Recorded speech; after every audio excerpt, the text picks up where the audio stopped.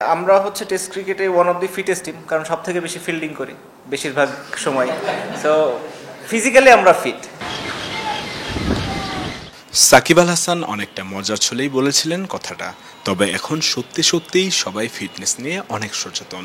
একটা সময় ছিল যখন খেলোয়াড়দের ফিটনেস নিয়ে কাজ করা তো দূরের কথা, ফিটনেসের নামেই বিরক্তি আসতো।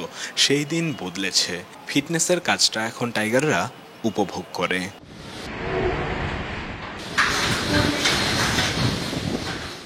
জিম্বাবুয়ে সিরিজের জন্য যেই দলটা এখন চট্টগ্রামে, সেই দলের প্রায় সবার ফিটনেস প্রশংসনীয়। হ্যাঁ, 19-20 আছে, দুই একজনের ক্ষেত্রে 17 কি 18-20 হতে পারে, কিন্তু সবাইকে ব্যাটিং বোলিং ফিল্ডিংয়ের বাইরেও লম্বা সময় ধরে ফিটনেসের কাজ করতে দেখা আসলেই প্রশংসার দাবি রাখে।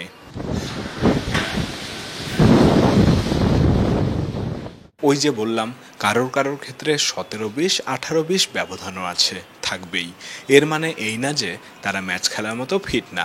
অনেক সময়ই কাউকে কাউকে বলতে শোনা যায় এই ফিটনেস নিয়ে তারা জাতীয় দলে কি করে। তাদের জন্য সাকিবের পরের কথাগুলো।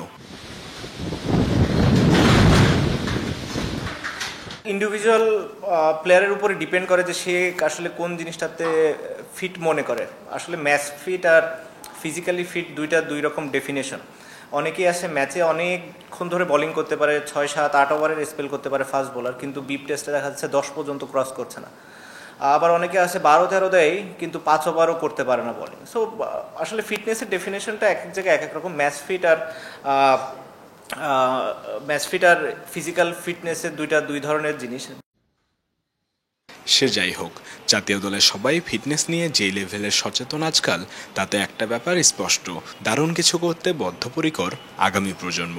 এমন কিছু যা সাকিব তামিমদের দ্বারাও আসেনি, করে দেখানো সম্ভব হয়নি। ব্যাটিং বোলিং কিংবা ফিল্ডিংটা তো তারা সেরাভাবে করার লড়াইয়ে আছেন, থাকেনি।